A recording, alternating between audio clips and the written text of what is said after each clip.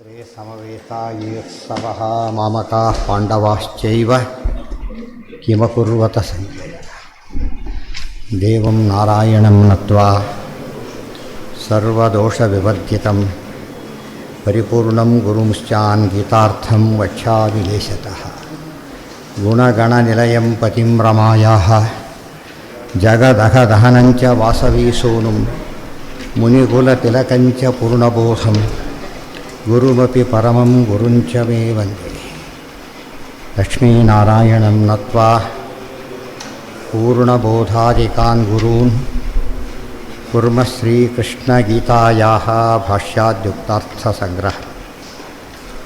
ಏನಾಯಿತು?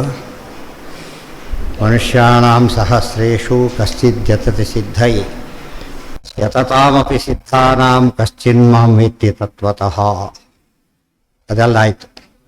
ಒಟ್ಟು ಅಪರೇಯಂ ಏತದ್ಯೋನೀನಿ ಭೂತಾನಿ ಸರ್ವಾಣಿ ಇತ್ಯುಪಧಾರಯ ಅಹಂ ಕೃಷ್ಣಸ್ಯ ಜಗತಃ ಪ್ರಭವ ಪ್ರಳಯಸ್ತಥಾ. ಏತದ್ಯೋನೀನಿ ಭೂತಾನಿ, ಈ ಒಂದು ಕಡೆ ಮಹಾಲಕ್ಷ್ಮಿ, ಇನ್ನೊಂದು ಕಡೆ ಬ್ರಹ್ಮದೇವರು, ಅವರಿಂದ ಇಡೀ ಪ್ರಾಣಿಗಳೆಲ್ಲ ಜೀವಜಾತ ಹುಟ್ಟುತ್ತಾ ಇದೆ. ಉಪಧಾರಯ ಕೆಡುಕೋ.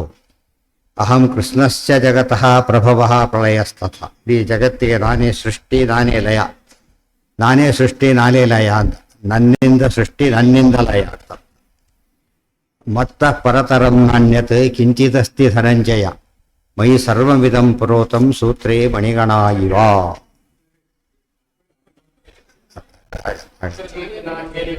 ಹಾ ಅಲ್ಲ, ಇನ್ನು ಈಗ ಬರುತ್ತದ, ಗೊತ್ತಾಯ್ತಾ? ಅದಕ್ಕೆ ಬಂದಿಲ್ಲ ಇನ್ನು.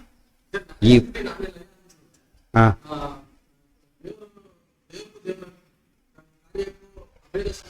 ಅಲ್ಲ ಅಲ್ಲ ಅಲ್ಲ ಅಲ್ಲ ಯಾರು ಅಡಿಗೆನೂ ಅವ್ರದ್ದೇ, ಬಡಿಸೋದು ಅವ್ರದ್ದೇ ಅಂತ ಹೇಳಿದ್ರೆ ಆಗೋ ಹಾಗೆ.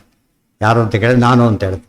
ಅದು ಆರರ್ಥದಲ್ಲಿ ನನ್ನಿಂದನೇ ಅಂತ ಹೇಳೋದಕ್ಕೆ ಒತ್ತಿ ಕೊಡೋದಕ್ಕೋಸ್ಕರ ಸೃಷ್ಟಿ ನಾನೇ, ಸೃಷ್ಟಿ ನನ್ನಿಂದನೇ. ಅದಕ್ಕೆಲ್ಲ ವಿಭಕ್ತಿ ವ್ಯತ್ಯಾಸ ಮಾಡ್ಕೊಂಡು ಓದ್ಬೇಕು, ಗೊತ್ತಾಯ್ತಾ? ಅದೇ ಪುರುಷ ಸೂಕ್ತದಲ್ಲಿ ಹಾಗೆ ಬರುತ್ತೆ. ಬ್ರಾಹ್ಮಣೋಶ್ಯ ಮುಖಮಾಸಿ, ಇವರು ಮುಖ ಬ್ರಾಹ್ಮಣ, ದೇವ್ರ ಮುಖ ಬ್ರಾಹ್ಮಣ. ಆಮೇಲೆ ಬಾಹು ರಾಜನ್ಯ ಕೃತಃ, ದೇವರು ತೋಡು ಕ್ಷತ್ರಿಯ. ಊರು ತದಸ್ಯ, ಅವನ ತೊಡೆಗೊಡು ಅಂದ್ರೇನು? ಮನುಷ್ಯ. ಏನಾಯ್ತಿದು? ಏನೇನೋ ಅರ್ಥ ಆಯ್ತು. ಕೊನೆಗಿದೆ ಪದ್ಭ್ಯಾಂ ಶೂದ್ರೋ ಅಜಾಯ. ಅದಕ್ಕೆ ಎಲ್ಲ ಬದಲಾಯಿಸ್ಬೇಕೀಗ. ಅದಕ್ಕೆ ವಿಭಕ್ತಿ ಪರಿಣಾಮ ವಿಪರಿಣಾಮ ಅಂತ ಹೆಸರು, ಗೊತ್ತಾಯ್ತಾ? ಅದಕ್ಕೆ ಅವಾಗೇನಾಯ್ತು ಈಗ? ಬ್ರಾಹ್ಮಣೋಸ್ಯ ಮುಖಮಾಹಿ, ಬ್ರಾಹ್ಮಣ ಅವರ ಮುಖದಿಂದ ಹುಟ್ಟಿದ. ಈಗ ಪದ್ಭ್ಯಾಂ ಶೂದ್ರೋ ಅಜಾಯತೆ, ಅದಕ್ಕೆ ತಕ್ಕದೆಲ್ಲ ಅರ್ಥ ಮಾಡ್ಕೊತಾ ಹೋಗು. ಸಂಸ್ಕೃತ ಹೇಳೋ ಶಾಸ್ತ್ರದ ಶೈಲಿ ಇರೋದೇ ಹಾಗೆ.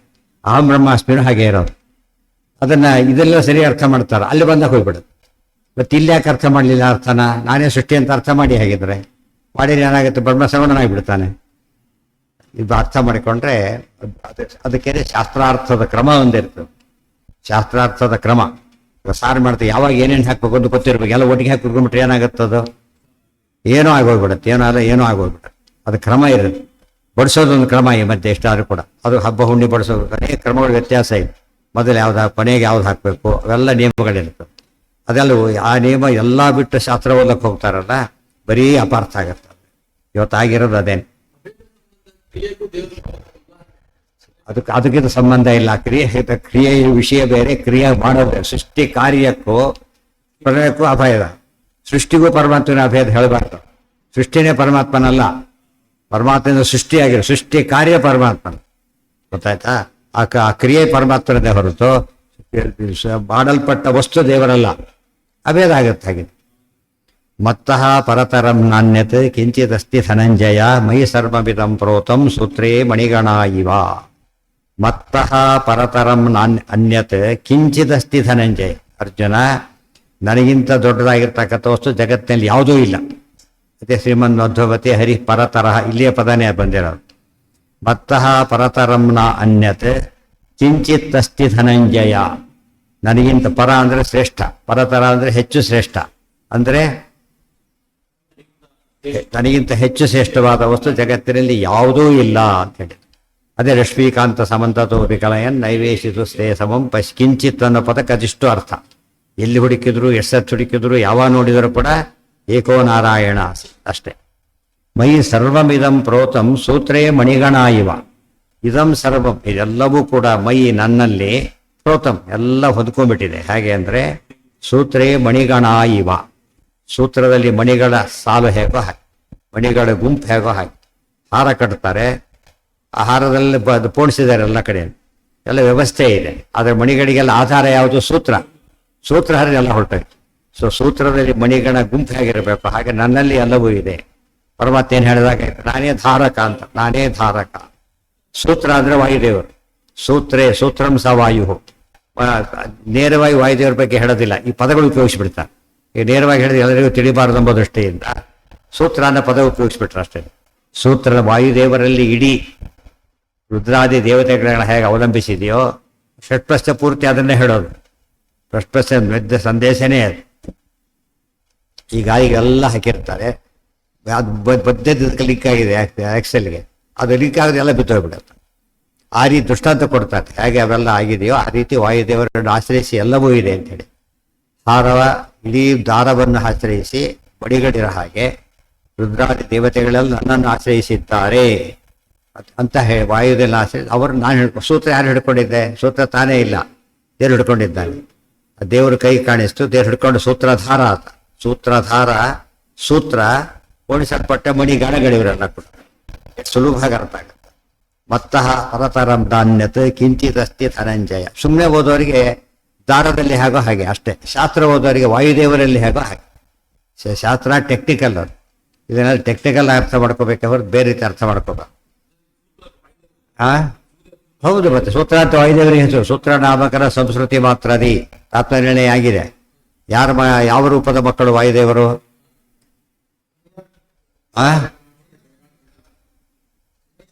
ಸಂಕರ್ಷಣ ಜಯ ಅವರ ಪುತ್ರ, ಸಂಕರ್ಷಣ ಜಯ. ಅದಕ್ಕೆ ಜಯ ಸಂಕರ್ಷಣ ಭವ ಅಥವಾ ಹೇಳಬೇಕಾದ್ರೆ ಪವಮಾನ ಅಲ್ಲೂ ಕೂಡ ಹೇಳಿದ್ದಾರೆ ಮಾತನ್ನು. ಅದಕ್ಕೆ ಸೂತ್ರದಲ್ಲಿ ಮಣಿಗಣಗಳ ಹೇಗೋ ಹಾಗೆ. ಮಣಿ ಎಂಬುದು ಪ್ರಧಾನ ಅಂತ. ಪ್ರಧಾನರಾದವರೇ ಸೋಡಿಸ್ಬೇಕಾದ್ರೆ ತುಂಡೆಲ್ಲ ಪೋಣಿಸೋದಿಲ್ಲ, ಸರಿಯಾಗಿರೋ ಹೂಗಳು ಹೇಗೆ ಪೋಣಿಸ್ತಾರ ಹಾಗೆ ಆ ರೀತಿ ಇದೆ ಅಂತ ದೃಷ್ಟಾಂತ ಕೊಟ್ಟು. ಇಲ್ಲಿ ಸಮಸ್ಯೆ ಇರೋದು ಪರತರಂ ಅಂತ ಪದ ಬಂತು. ಪರತರ ಪರತಮ ಇಲ್ಲಿ ಹೇಳಿದ್ದು ಯಾವ್ದು? ಈಗ ಉಪಯೋಗಿಸಿರೋದಲ್ಲಿ ಅವರು ಕಂಪ್ಯಾರಿಟಿವ್ ಉಪಯೋಗಿಸಿದ. ಏನು ಉಪಯೋಗಿಸ್ಬೇಕಾಗಿತ್ತು? ಸೂಪರ್ಲೇಟಿವ್. ಗೊತ್ತಾಯ್ತಾ? ಅದೇನಾಯ್ತು? ಈಗ ನನಗಿಂತ ಬೆಟರ್ ಯಾವುದೂ ಇಲ್ಲ ಅಂದರೆ ನಿನಗಿಂತ ಬೆಟರ್ ಇರಬಹುದಾ ಅಂತ ಯೋಚನೆ ಬಂದರೆ ಇಲ್ಲ. ಅದಕ್ಕೆ ಆಚೆ ಇಲ್ಲಿ ಏನು ಬರೆಯೋದು ಅಲ್ಲಿ ಏನಕ್ಕೆ ಹೇಳ್ತಾರೆ, ಐತರೇಯದಲ್ಲಿ ಹೇಳ್ತಾರೆ. ಒಂದೇ ಹೇಳಿದಾಗ ಪರತರ ಇದುಕೊಟ್ಟು ಪರತಮ, ಯತ್ರ ಉಭಯೋಹೋ ಪ್ರಯೋಗೋನ ತತ್ರ ಏಕಾರ್ಥವು ತರಪ್ತಮೋ ಅಂತ ಹೇಳಿದ. ಆದ್ದರಿಂದ ಏನು ವ್ಯತ್ಯಾಸ ಆಯ್ತು? ಈಗ ಪರತರಕ್ಕೆ ಕಂಪ್ಯಾರಿಟಿವ್ ಸೂಪರೇಟಿವ್ ಅಂತ ಅರ್ಥ ಮಾಡ್ಕೆ ಹೇಳ್ತಾರೆ. ಬೆಟರ್ ಕೊಡಿ, ಇದೇ ಬೆಟ್ರು ಇದೇ ಬೆಸ್ಟು ಅಂತ. ಸರಿ, ಇದೇ ಬೆಟ್ರು ಇದೇ ಬೆಸ್ಟು ಇದೆ, ಇನ್ನೊಂದಿಲ್ಲ ಅದ್ರ ಮೇಲೆ ಅಂತ ಅರ್ಥ. ಲೋಕದಲ್ಲೂ ರೂಢಿಯಲ್ಲಿ ಬಂದ್ಬಿಟ್ಟಿದೆ, ಬೆಟರು ಅದೇ ಬೆಸ್ಟು ಅದೇ ಅಂತ. ಅದೇ ರೀತಿಯಲ್ಲಿ ನಿಯಮ ಉಂಟಾದ್ರಿಂದ ಪರತಮ ಅಂತಾನೆ ಅರ್ಥ. ಸರಿ, ಅದನ್ನೇ ಉಪಯೋಗಿಸ್ಬೋದಾಗಿತ್ತಲ್ಲ. ಇಲ್ಲೊಂದು ಸಮಸ್ಯೆ, ಇದನ್ನು ಮಾಡಿ ಅದನ್ನ ಅರ್ಥ ಮಾಡ್ಕೊಳ್ಳಿ, ಅದನ್ನ ಯಾಕೆ ಉಪಯೋಗಿಸಬಾರ್ದು? ಅದಕ್ಕೆ ಹೊಸ ಅರ್ಥ ಇದೆ ಆಚಾರ್ಯ ಹೇಳ್ತಾರೆ. ಇದೆಲ್ಲ ಯಾರು ಗಮನಿಸಿದ್ರು? ಗೀತಾಕ್ಕೆ ಮುಖ್ಯಾರ್ಥನೇ ಗಮನಿಸಿರಲಿಲ್ಲ. ಅದು ಈ ತಾತ್ಪರ್ಯದಲ್ಲಿ ಬರೀತಾ ಇದೆ ಇಷ್ಟು ಕೂಡ. ಅಹಮೇವ ಪರತರಹ ಮತ್ತೋ ಅನ್ಯತ್ ಪರತಂ ನಾ ಕಿಂಚಿದಪಿ ಇದಂ ಜ್ಞಾನ. ಇಲ್ಲಿವರೆಗೆ ಹೇಳಿದ್ದು ಜ್ಞಾನ ಅಂತ ಹೆಸರಿದಕ್ಕೆ. ಮತ್ತಃ ಪರತರಂ ನ ಅನ್ಯತ್ ಕಿಂಚಿದಸ್ತಿ ಧನಂಜಯ ಮಯಿ ಸರ್ವಮಿದಂ ಪ್ರೋತಂ ಸೂತ್ರೇ ಮಣಿಗಣ. ಧನಂಜಯ ಅಂತ ಹೇಳಬೇಕೀಗ. ಧನ ಅಂಥೇಳಿ ದೊಡ್ಡ ಧನ, ಎರಡು ಧನ. ಈ ಧನ ಲೆಕ್ಕ ಇಲ್ಲ, ಹೊರಗಿನ ಧನನೇ ಅಲ್ಲ ಇದು. ಗೊತ್ತಾಯ್ತಾ? ಎರಡು ಧನ ಇದೆ. ಬ್ರಾಹ್ಮಣರಿಗೆ ಶಾಸ್ತ್ರ ಧನ, ಇವರಿಗೆ ಶಸ್ತ್ರಧನ. ಗೊತ್ತಾಯ್ತಾ? ಅದು ವಿರೂಪಾಕ್ಷದ ಕೊನೆಯ ಮಾತು ಅದೇ, ಓದ್ತಿದ್ದೇವರ ಕೊನೆಯ ಮಾತು ಅದೇನೆ. ಪ್ರಸಿದ್ಧಂ ಧನಮೇ ಬಹಿ ಅಂತ ಹೇಳ್ಬೇಕಾದ್ರೆ ಪ್ರಸಿದ್ಧ ಧನ ಇದು ಬೇರೆ, ನಿಜವಾದ ಧನ ಅಂತ ಹೇಳಿದ್ರೆ ಆ ಧನ. ಧನಂ ಅಂದ್ರೆ ಯುದ್ಧ ಧನಂ ಅಂತ ಅರ್ಜುನಿಗೆ ಅರ್ಥ. ನಮಗೆ ಜ್ಞಾನ ಶಾಸ್ತ್ರಧನಂ. ಶಾಸ್ತ್ರಧನಂ ವಿದ್ಯಾಧನಂ ಸರ್ವಧನ ಪ್ರಧಾನಂ. ವಿದ್ಯೆಯ ದೊಡ್ಡ ಧನ ಅದು. ಈ ಧನದಿಂದ ವಿದ್ಯೆ ಬರೋದಿಲ್ಲ. ಎಷ್ಟು ಡೊನೇಷನ್ ಕೊಟ್ಟರು ಡೋನರ್ ಆಗ್ತಾನೆ ಹೊರತು ಪ್ರೊಫೆಸರ್ ಆಗೋದಿಲ್ಲ ಅವನು. ಆದರೆ ಈ ವಿದ್ಯೆಯಿಂದ ಏನು ಬೇಕಾದ್ರೂ ಬರೋದು. ಒಬ್ಬ ಪ್ರೊಫೆಸರ್ ಡೋನರ್ ಆಗಬಹುದು, ಡೋನರ್ ಪ್ರೊಫೆಸರ್ ಆಗ್ಲಿಕ್ಕೆ ಬರೋದಿಲ್ಲ. ಯಾಕೆ? ಅವ್ರಿಗೆ ವಿದ್ಯೆ ಇಲ್ಲ. ಅದು ವಿದ್ಯೆನೇ ಬೇಕು ಹೊತ್ತು ಮತ್ತೊಂದರಿಂದ ಸಾಧ್ಯ ಇಲ್ಲ. ನಿನ್ನೆ ಬಂದಿತ್ತಲ್ಲ, ಯಾವುದದು ಅಲ್ಲ, ಇದರಲ್ಲಿ ಹೇಳ್ಬೇಕಾದ್ರೆ ತಚ್ಚ ಅಸ್ತೇವ ತದಾಪಿತು ಪರ್ಯಾಯ ಮಿತಸ್ತನ್ಯಾಂ ವಿದ್ಧಿಮೇ ಪ್ರದಿಯೋಭೂತಾಂ ಮಹಾಬಾಹೋ ವಿದ್ಧಿಮೇ ಪರಾಂ. ಇದಕ್ಕೆ ಕಾಣುತ್ತೆ ಎಲ್ಲಿ ತಾತ್ಪರ್ಯ.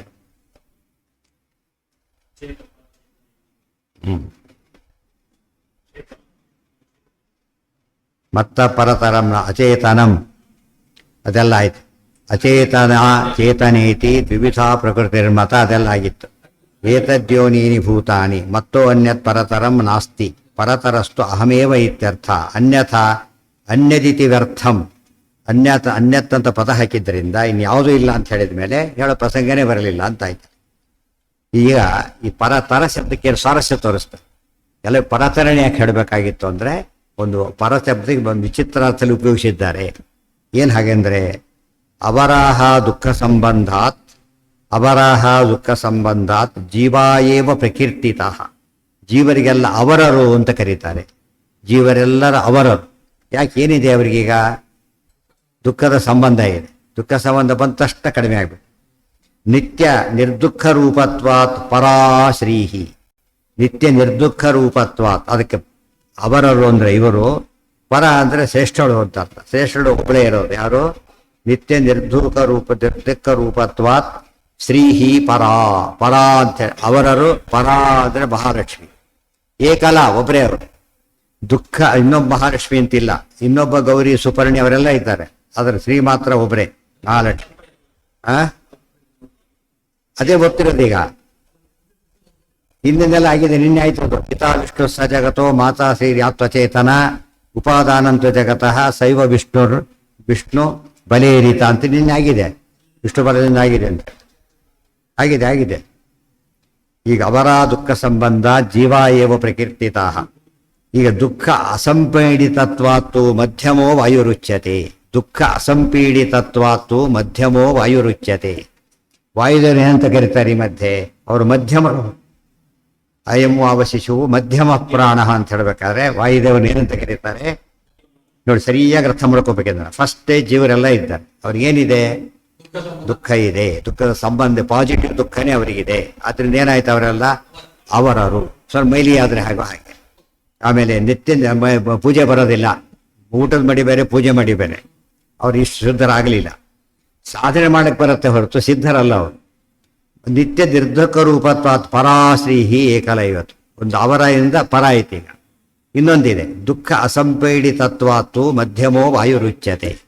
ದುಃಖದಿಂದ ಯಾವ ಕಾಲಕ್ಕೂ ನೋಯ್ತಕ್ಕಂಥವರಲ್ಲ ವಾಯುದೇವರು. ಆದರೆ ಅವರ ದೇಹ ಎಂಥದ್ದು? ಪ್ರಾಕೃತ. ದುಃಖ ಬರೋ ಚಾನ್ಸ್ ಇದೆ, ಅವ್ರಿಗೆ ಬರೋದಿಲ್ಲ. ಯಾತಕ್ಕೆ ಅಂದರೆ ತಗ್ಧ ಪಟಾಯಮಾನವಾದ್ರಿಂದ ಅದು ಎಫೆಕ್ಟ್ಲೆಸ್. ಅದು ಎಫೆಕ್ಟ್ ಕ್ರಿಯೇಟ್ ಮಾಡೋದಿಲ್ಲ. ಅದರಿಂದ ಏನಾಯ್ತು ಅಲ್ಲಿಗೆ? ಅವ್ರಿಗೆ ವಾಯುದೇವರು ಮಧ್ಯಮರು ಅಂತ. ಮಧ್ಯಮರು ಅಂದ್ರೆ ಏನು? ಲಕ್ಷ್ಮೀದೇವಿ ಅನಂತರ ಬರ್ತಾರೆ, ಇವರಿಗಿಂತ ಮಧ್ಯ ಬರುತ್ತೆ. ಅವರ ಪರ ಮಧ್ಯದಲ್ಲಿ ವಾಯುದೇವರಿದ್ದಾರೆ. ಈಗ ದುಃಖಿತರೂ ಅಲ್ಲ, ಮಹಾಲಕ್ಷ್ಮಿಯಂತೆ ದುಃಖ ಇಲ್ಲದ ದೇಹದವರೂ ಅಲ್ಲ. ಆ ರೀತಿ ಇದ್ದಾರೆ. ಅನನ್ಯಾಧೀನ ರೂಪತ್ವಾತ್ ಅಸೌ ಅಧಿಕ ಸೌಖ್ಯತಃ ತತ್ತತ್ವಾಚ್ಯ ಸರ್ವಸ್ಯ. ಅದಕ್ಕೆ ಅವ್ರಿಗೆ ಮಧ್ಯಮ ಅಂತ ಕರೆದರು ಅಂದರೆ ಅನನ್ಯಾಧೀನ ರೂಪತ್ವಾತ್ ಅಸಮಾಧಿಕ ಸೌಖ್ಯತಃ ತತ್ತಂತ್ರತ್ವಾಚ್ಯ ಸರ್ವಸ್ಯ ವಿಷ್ಣು ಪರತರೋ ಮತ. ವಿಷ್ಣು ಹೇಗಿದ್ದಾನೀಗ ಅಂದರೆ ಅನನ್ಯಾಧೀನ ರೂಪತ್ವ. ರೂಪ ಅಂದರೆ ಸ್ವರೂಪನೇ. ಅನ್ಯಾಧೀನ ಅನನ್ಯಾಧೀನ. ಅನನ್ಯಾಧೀನ ಅಂದ್ರೇನು? ಸ್ವತಂತ್ರ. ಅನ್ಯರಿಗೆ ಅಧೀನವಲ್ಲದ ಸುಖಾದಿಗಳನ್ನು ಹೊಂದಿರೋದರಿಂದ ವಿಷ್ಣುನೇನಂತ ಕರೀತಾರೆ? ಸಮಾಧಿಕ ಸೌಖ್ಯತಃ. ಅಸಮ ಅಧಿಕ, ಅಸಮ ಅನಧಿಕ ಸೌಖ್ಯ. ಅದಕ್ಕಿಂತ ಅಧಿಕವಾಗಲಿ ಸಮವಾಗಲಿ ಸುಖ ರಾವಣನಿಗೆ ಎಷ್ಟಿರು, ಬೇರೆ ಯಾರಿಗೂ ಅಷ್ಟಿಲ್ಲ. ಅನನ್ಯ ತತ್ತಂತ್ರತ್ವಾಚ್ಯ ಸರ್ವಸ್ಯ. ಉಳಿದವರಿಗೆಲ್ಲ ಸುಖ ಇದೆಯಲ್ಲ ಹೋಗಲಿ ಅಂತ ಕೇಳಿದರೆ ಅದು ದೇವರ ಅಧೀನ. ಮತ್ತೆ ದೇವರಿಗೆ ಎರಡಿದೆ, ಪೂರ್ಣ ಸುಖ, ಸ್ವಾಧೀನ ಸುಖ. ಉಳಿದ ಅಪೂರ್ಣ ಸುಖ, ಪರಾಧೀನ ಸುಖ, ಎರಡೆರಡು ಬೇರೆ ಇದೆ. ತಂತ್ರ ಅಂದರೆ ಅಧೀನ.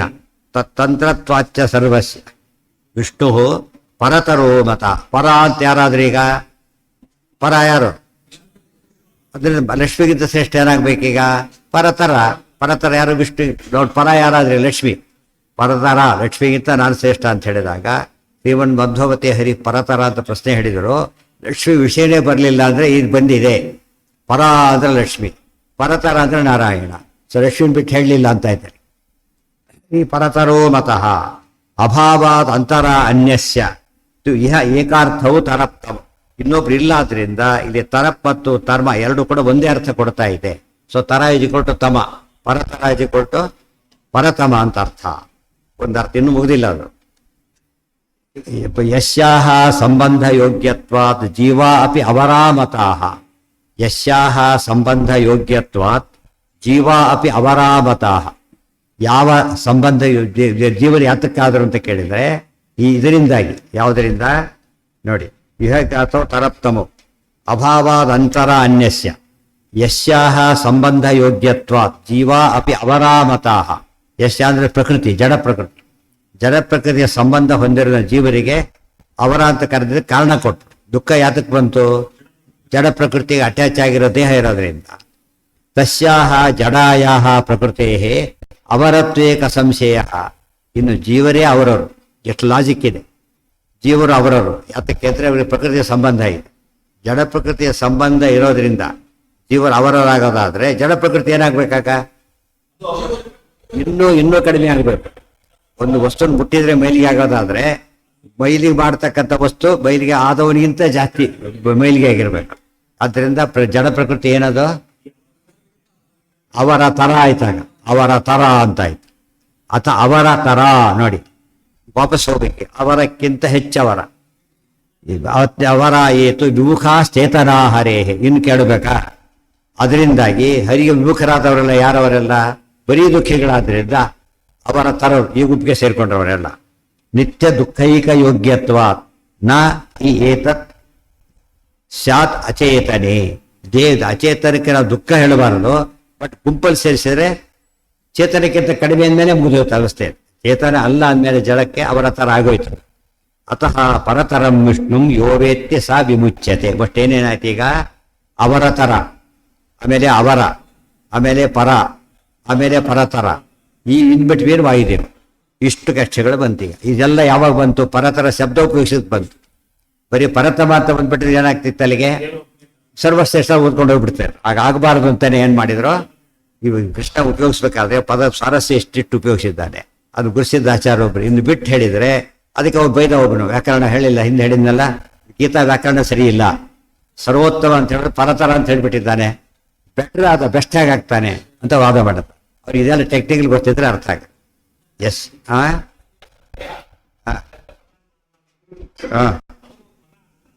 ಅವ್ರು ಏನಾಗ್ತಾರೆ? ಪರ ಎರಡೂ ಅಲ್ಲ, ಅವರು ಪರನೂ ಅಲ್ಲ, ಅವರರೂ ಅಲ್ಲ, ಮಧ್ಯೆ ಬಂದುಬಿಟ್ರು. ಈಗ ದೇಹದ ಕಾಂಟ್ಯಾಕ್ಟ್ ಇರೋದ್ರಿಂದ ಹೌದು, ಆದರೆ ಏನಿಲ್ಲ ಅವರಿಗೆ. ಇವತ್ತು ಉದಾಹರಣೆ ಯತಿಗಳಿದ್ದಾರೆ ಅಂತ ತಿಳ್ಕೊಬಂದು ಅವರಿಗೆ ಯಾರೋ ಸಂಬಂಧ ಸತ್ತೋಗ್ಬಿಟ್ಟಿದ್ದಾರೆ. ಸಂಬಂಧ ಇರೋದು ಹೌದು ಪೂರ್ವಾಶ್ರಮದ, ಈಗಿನ ಸಂಬಂಧ ಇಲ್ಲ. ಗೊತ್ತಾಯ್ತಾ? ಆ ದೇಹದ ಪೂರ್ವಾಶ್ರಮ ಸಂಬಂಧ ಇದೆ, ಈಗ ಸಂಬಂಧ ಇಲ್ಲ. ಆದರ್ಶ ಮೇಲಿಗೆ ಬರಲಿಲ್ಲ ಅವರಿಗೆ. ಗೊತ್ತಾಯ್ತಾ? ಆ ರೀತಿ ಅವರಿಗೆ ಸಂಬಂಧ ಹೇಗಿದೆ? ದಗ್ಧ ಪಟಾಯಮಾನ. ಆಶ್ರಮ ತೋಟ ತಕ್ಷಣ ಬಿಟ್ಟೋಯ್ತು. ದಗ್ಧ ಪಟಾಯಮಾನ ಹೇಳ್ಬೇಕಾದ್ರೆ ಪೂರ್ವಾಶ್ರಮ ಮಗ ಅಂತಾನೆ ಹೇಳ್ಬೇಕಾದ್ರೆ, ಬೇರೆ ದಾರಿ ಇಲ್ಲ. ಆದರೆ ಅವ್ರಿಗೆ ಮೈಲಿಗೆ ಬರಲಿಲ್ಲ. ಇದು ಸ್ವಾರಸ್ಯ. ಅದೇ ರೀತಿಯಲ್ಲಿ ವಾಯುದೇವರಿಗೆ ಯಾವ ಪೂರ್ವಾಶ್ರಮ ಎರಡು ಆಶ್ರಮ ಇದೆ. ವಾಯುದೇವರಿಗೆ ಯಾವ ಕಾಲಕ್ಕೂ ಇಲ್ಲ. ಸ್ವರೂಪದಲ್ಲೇ ಅವ್ರಿಗೆ ಏನು ಬರೋದಿಲ್ಲ, ಪ್ರಕೃತಿ ಅಟ್ಯಾಚ್ ಆಗೋದಿಲ್ಲ. ಆ ಥರ ಇರುತ್ತದೆ. ದೌರ್ಲಭ್ಯಂ ಜ್ಞಾನಸ್ಯಾಹ. ಕೆಲಸರ್ತಿ ಒಂದು ಬಟ್ಟೆ ಬೆಂಕಿ ಹತ್ತದ ಅಂತ ತಿಳ್ಕೊಂಡು ಬಿಸಾಕ್ಬಿಡ್ತಾರೆ, ಬೋಧೋಯ್ತು.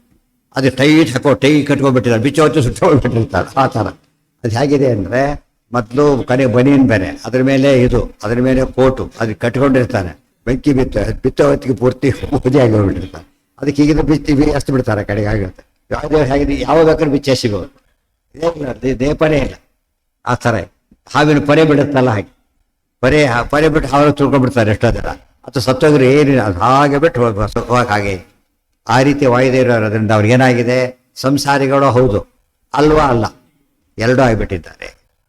ಇನ್ನೂ ಸ್ವಾರಸ್ಯ ಇದೆ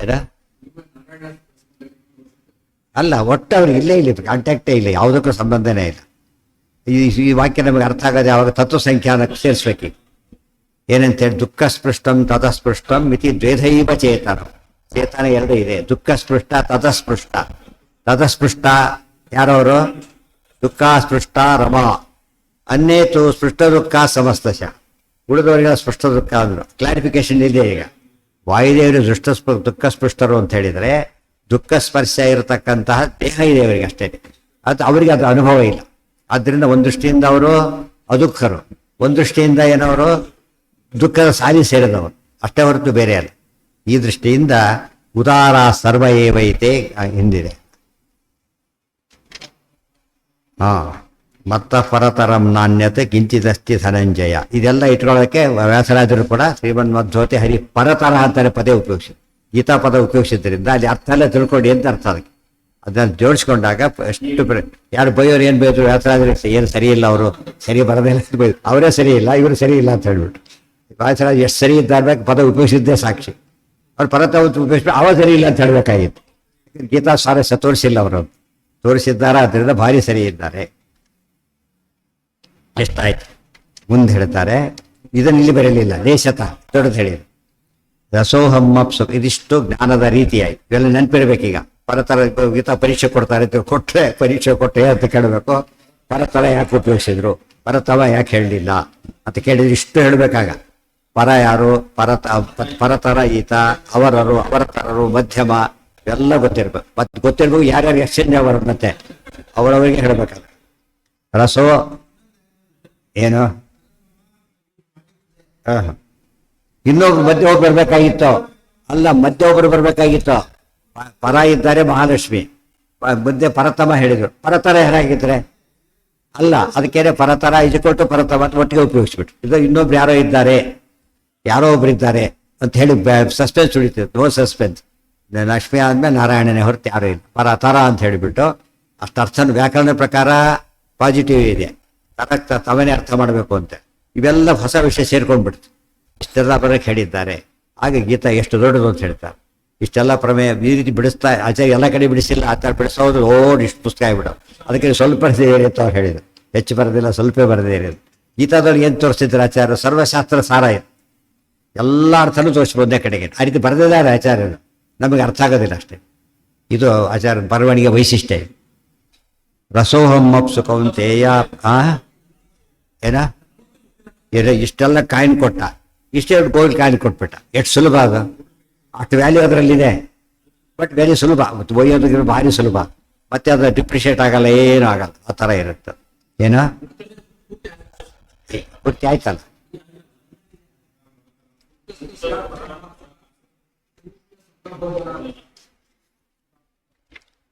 ಅದರ ಹೊಸ ಇನ್ನೊಂದು ಅಂಶ ಸೇರಿಸ್ತಾರೆ. ಇನ್ನೊಂದು ಅಂಶ ಯಾವುದು ಅಂತ ಕೇಳಿದ್ರೆ, ಮುಕ್ತರನ್ನ ಎಲ್ಲಿ ಸೇರಿಸ್ಬೇಕು ಅಂತ ಪ್ರಶ್ನೆ. ಈಗ ಮುಕ್ತರನ್ನ ಎಲ್ಲಿ ಸೇರಿಸ್ಬೇಕಾಗಿದ್ದಾರೆ? ಅವ್ರಿಗೇನಿಲ್ಲ, ಈಗ ದುಃಖ ಸಂಬಂಧ ಇಲ್ಲ. ಆದರೆ ಮೊದಲಿತ್ತು. ಯಾವಾಗಿತ್ತು? ಅವ್ರನ್ನ ಪರ ಅನ್ನಕ್ಕೆ ಬರುತ್ತೋ? ಯಾಕೆ ಪರ ಅಂದ್ರೆ ಲಕ್ಷ್ಮೀದೇವಿ. ಅವ್ರು ಯಾವ ಕಾಲಕ್ಕೆ ಇಲ್ಲದೆ ಇದ್ದವ್ರನ್ನ ಈಗ ಯಾಕೆ ಸೇರಿಸ್ತಾರೆ? ನಿತ್ಯ ಮುಕ್ತರು ಶ್ರೀರಾಮ ಸೇರ್ಸಾಗಿಲ್ಲ. ಬಟ್ ಸಂಸಾರಿ ಗುಪ್ತಲ್ಲೂ ಸೇರ್ಸಾಗಿಲ್ಲ. ಯಾಕೆ ದುಃಖ ಈಗಿಲ್ಲ ಅವ್ರಿಗೆ. ಅದಕ್ಕೆ ಏನ್ ಮಾಡ್ಬೇಕಾದ್ರೆ ಅದನ್ನ ಹೇಳ್ತಾರೆ.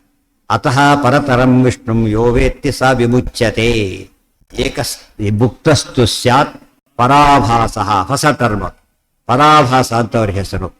ಪರಾಭಾಸ, ಪರನ ಆಭಾಸ, ಪ್ರತಿಬಿಂಬ ಅಂತ ಹೇಳಿದ್ರಲ್ಲ ಹಾಗೆ. ಆ ರೀತಿ ಬಂದೆ ಹೊತ್ತು ಈ ರೀತಿ ಬರಲಿಲ್ಲ. ಪರಾಭಾಸ, ಪರನಿಗೆ ಆಭಾಸ, ಪರ ಮಹಾಲಕ್ಷ್ಮಿಗೂ ಆಭಾಸ.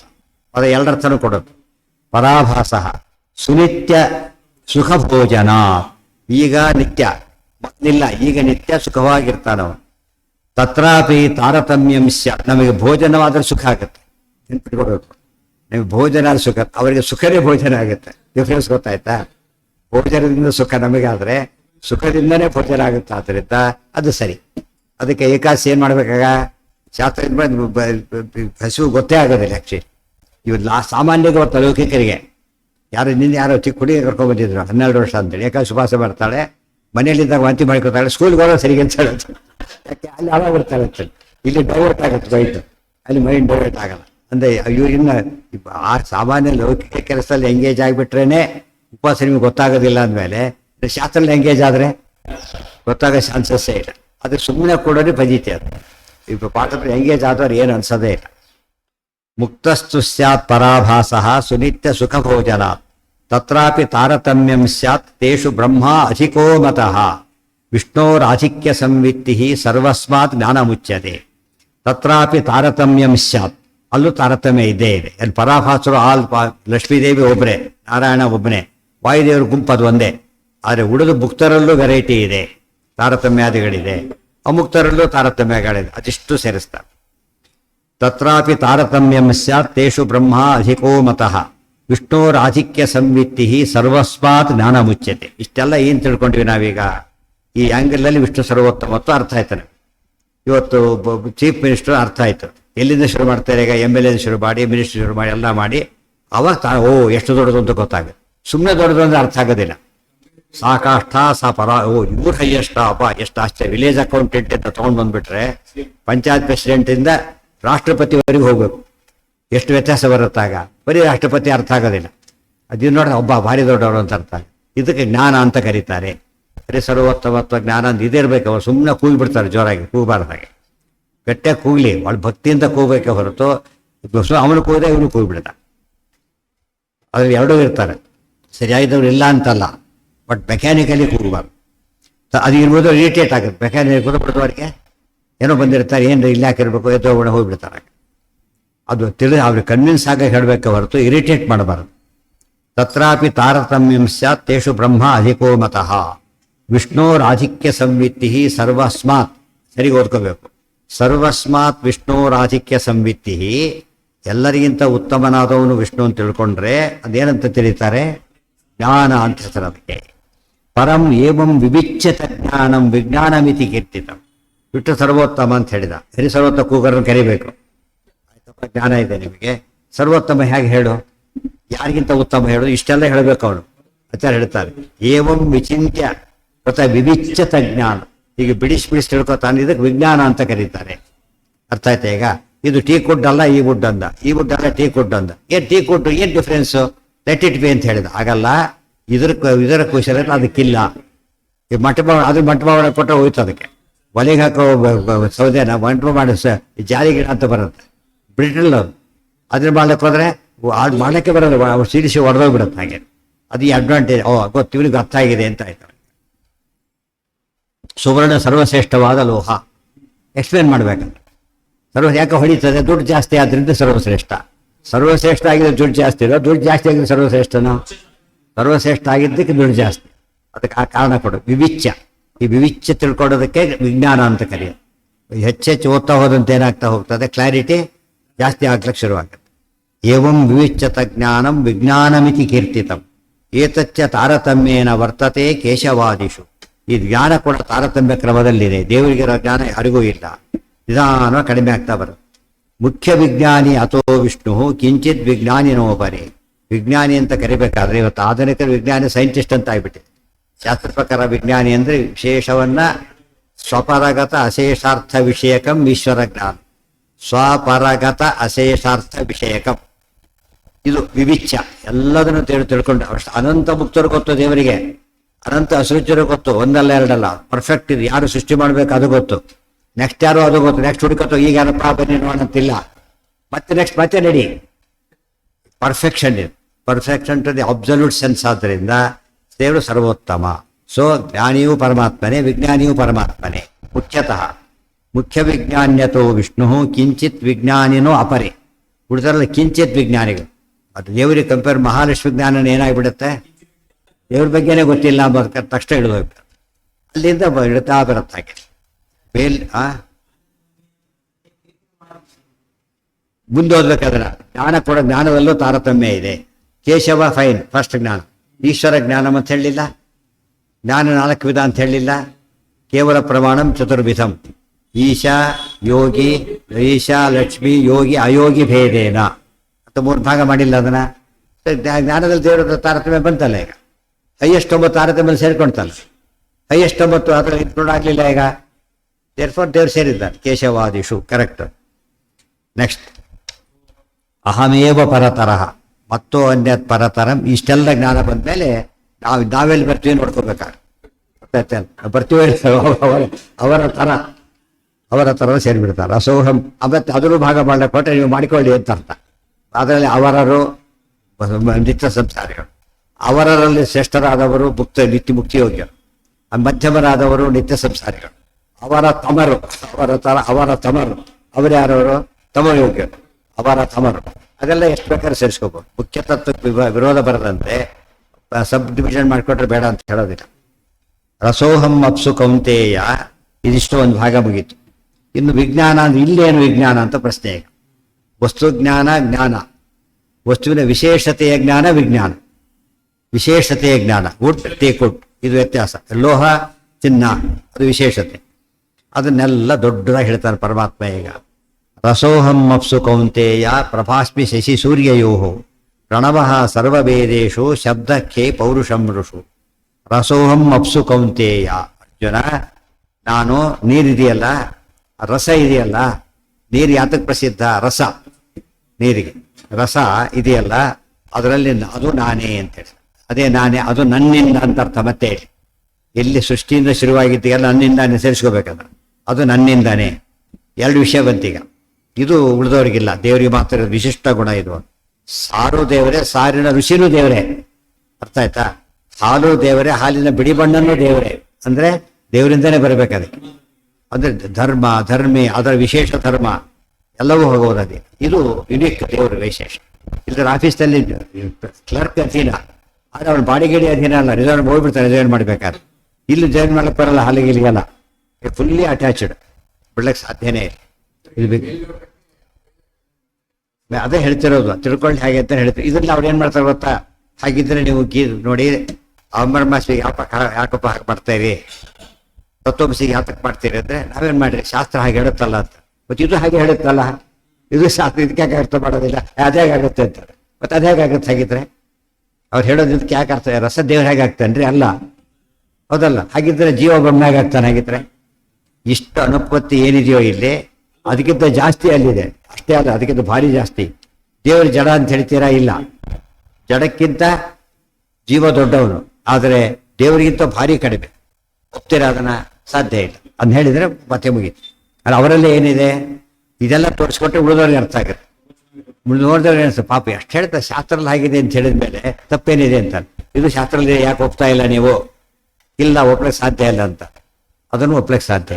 ಯಾವ ಕಾರಣಕ್ಕೆ ಇದನ್ನು ಒಪ್ಲಕ್ಕೆ ಸಾಧ್ಯ ಇಲ್ವೋ ಅದೇ ಕಾರಣಕ್ಕೆ ಅದನ್ನು ಒಪ್ಲಕ್ಕೂ ಸಾಧ್ಯ ಇಲ್ಲ. ಪ್ರಣವಃ ಸರ್ವವೇದೇಶು ಶಬ್ದಕ್ಕೆ ಪೌರುಷಂ ಋಷು. ಅದೇ ರೀತಿ ಪ್ರಭಾಸ್ಮಿ ಶಶಿ ಸೂರ್ಯಯೋ. ಶಶಿ ಅಂದ್ರೆ ಯಾರೋ? ಚಂದ್ರ. ಸೂರ್ಯ, ಸೂರ್ಯ, ಅವರಿಬ್ಬರಲ್ಲಿ ಏನಿದೆ?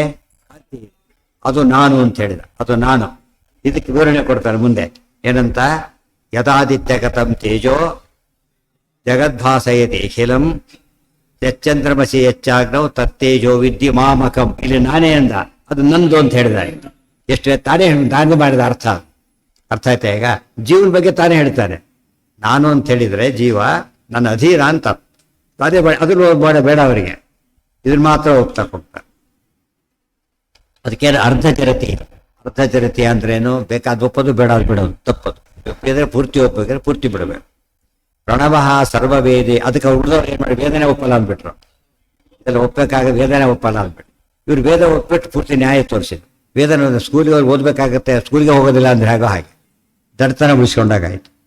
ಪ್ರಣವಃ ಸರ್ವವೇದೇಶು ಶಬ್ದಕ್ಕೆ ಪೌರುಷಂ ಋಷು.